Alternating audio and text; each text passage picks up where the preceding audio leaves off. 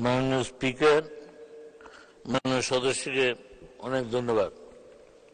তিনি যথার্থই বলেছেন যে 1975 সালের 15 আগস্ট যার জন্ম না হলে দেশ স্বাধীন হতো না। আমাদের মহান নেতা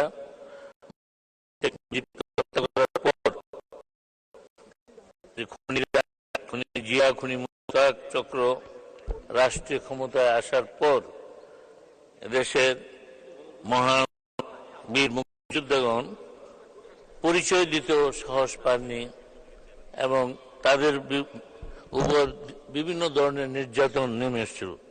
কিন্তু আজকের এই সরকার, আপনারা জানেন যে অনলাইনে বিভিন্নভাবে 6 বার ইতিপূর্বে মুক্তিযোদ্ধাদের তালিকা হয়েছে।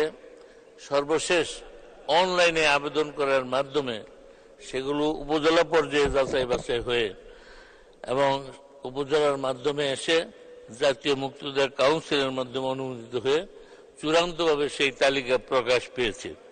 তাই যারা তালিকাভুক্ত হয়েছেন তারা ভাতা পাননি বা পাচ্ছেন না, এটা স্বাভাবিকভাবে এটা হওয়ার সুযোগ নেই।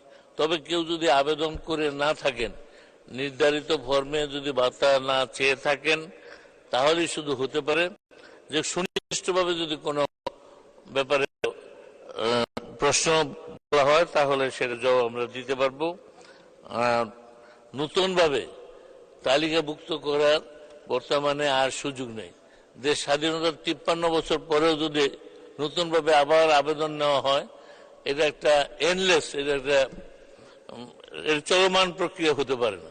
মাননীয় স্পিকার, তাই আমি মনে করি এবং আমাদের সিদ্ধান্ত নতুনভাবে মুক্তিযোদ্ধা হওয়ার জন্য আবেদন করার কোনো সুযোগ নেই। মাননীয় স্পিকার, আপনাকে ধন্যবাদ।